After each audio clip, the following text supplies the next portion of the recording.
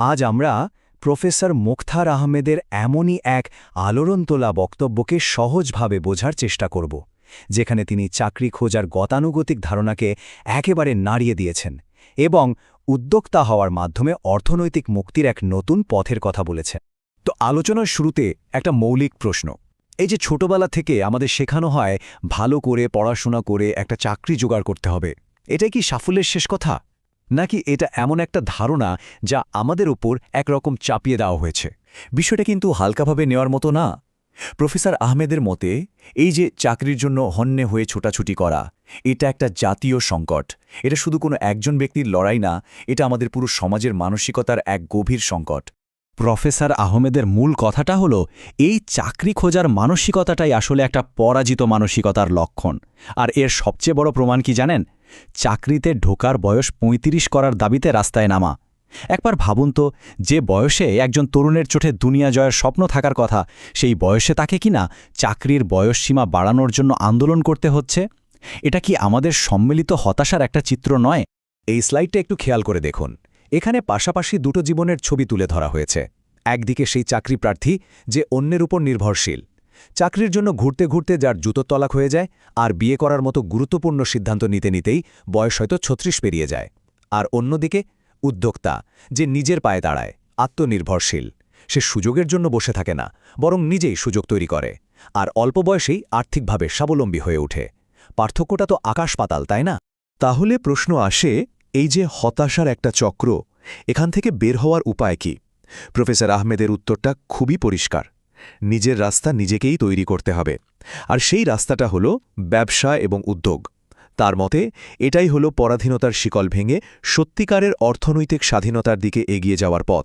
অনেকে হয়তো ভাবেন ব্যবসা বাণিজ্য এসব হয়তো আধুনিক যুগের ব্যাপার, কিন্তু প্রফেসর আহমেদ আমাদের মনে করিয়ে দিচ্ছেন এই ঐতিহ্য হাজার হাজার বছরের পুরনো। স্বয়ং সৃষ্টিকর্তা মানুষকে পৃথিবীতে ছড়িয়ে পড়ে সম্পদ অন্বেষণ করতে বলেছেন। আর ইতিহাসের দিকে তাকালে দেখা যায় শ্রেষ্ঠ মানুষেরা, যেমন নবী রাসূল এবং তাদের সঙ্গীরা, তাদের প্রায় প্রত্যেকেই ব্যবসায়ী ছিলেন। তাদের লক্ষ্যটাও ছোট ছিল না। লক্ষ্য ছিল পৃথিবীর সম্পদের একটা বড় অংশের নিয়ন্ত্রক হওয়া, যেন সেই সম্পদ দিয়ে পৃথিবীতে ন্যায় ও কল্যাণ প্রতিষ্ঠা করা যায়। আর যদি একটা বাস্তব উদাহরণ চান, তাহলে আব্দুর রহমান ইবনে আউফ রাওর গল্পটা শোনা যাক। একবার কল্পনা করুন, একজন মানুষ তার সব কিছু পেছনে ফেলে খালি হাতে একটা নতুন শহরে এসেছেন। তাকে যখন সাহায্যের প্রস্তাব দেওয়া হলো, তিনি কি চাইলেন? টাকা? বাড়ি? না, তিনি শুধু একটাই জিনিস চাইলেন। বললেন, আমাকে শুধু বাজারের রাস্তাটা দেখিয়ে দাও। ব্যাস, বাকিটা তো ইতিহাস। নিজের বুদ্ধি আর কঠোর পরিশ্রমে তিনি সেই মদিনার সবচেয়ে ধনী ব্যক্তি হয়েছিলেন। এর চেয়ে বড় অনুপ্রেরণা আর কি হতে পারে? কিন্তু একটা প্রশ্ন তো আসতেই পারে, সেই যুগ আর আজকের এই ডিজিটাল যুগ তো এক না। তাহলে এখনকার দিনে সফল হতে কি লাগে? অনেক অনেক টাকা? প্রফেসর আহমেদের মতে একদমই না। আজকের দুনিয়ার সবচেয়ে বড় পুঁজি হল মাথায় থাকা একটা নতুন আইডিয়া আর সেটাকে বাস্তবে রূপ দেওয়ার দক্ষতা।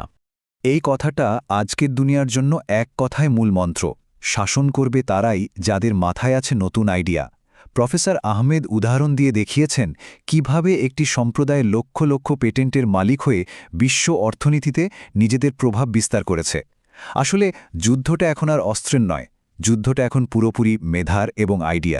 আর ঠিক এই জায়গাতেই প্রফেসর আহমেদ আমাদের বিবেকে একটা বড় ঝাঁকুনি দেন। তিনি বলেন, সৃষ্টিকর্তা আমাদের প্রত্যেককে একটা সুপার কম্পিউটারের চেয়েও শক্তিশালী মস্তিষ্ক দিয়েছেন, অথচ আমরা সেই মস্তিষ্ক দিয়ে কি করছি? ঘণ্টার পর ঘণ্টা ফেসবুকে স্ক্রল করে অন্যের জীবন দেখে সময় নষ্ট করছি। একবার ভেবে দেখুন তো, এই অবিশ্বাস্য শক্তিটাকে যদি আমরা একটুখানিও সঠিক কাজে লাগাতাম, তাহলে কি না করা যেত? এর প্রমাণ তো আমাদের চারপাশেই ছড়িয়ে আছে। ফেসবুকের কথাই ধরুন, বন্ধুদের অনলাইনে যুক্ত করার একটা সাধারণ আইডিয়া থেকেই তো এর শুরু। কিংবা অ্যামাজন, অনলাইনে বই বিক্রির একটা ছোট্ট চিন্তা থেকেই তো আজকের এই বিশাল সাম্রাজ্য। ইতিহাস আসলে এটাই বলে, পৃথিবীকে বদলে দেওয়ার জন্য একটা যুগান্তকারী আইডিয়াই যথেষ্ট।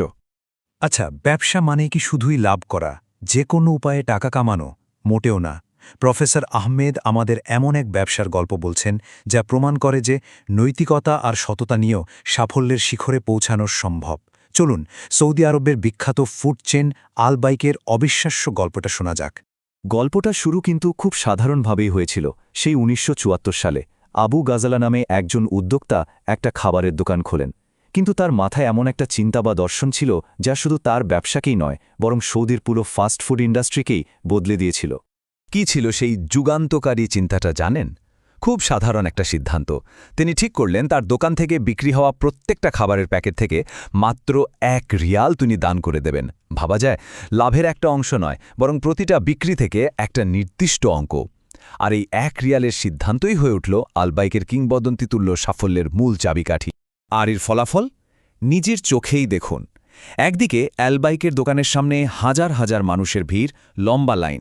সৌদি আরবে তাদের 200র বেশি আউটলেট, ব্যবসা ছড়িয়ে গেছে 80টা দেশে। আর অন্যদিকে কেএফসি, ম্যাকডোনাল্ডসের মতো বিশ্ববিখ্যাত ব্র্যান্ডের দোকানগুলো প্রায়ই ফাঁকা, দোকানে বসে যেন মাছি মারছে। মানুষ আসলে বুঝে গেছে কোথায় টাকা খরচ করলে সেটা শুধু ব্যবসায়ের পকেটে যায়, আর কোথায় খরচ করলে তার একটা অংশ মানবতার কাজেও লাগে।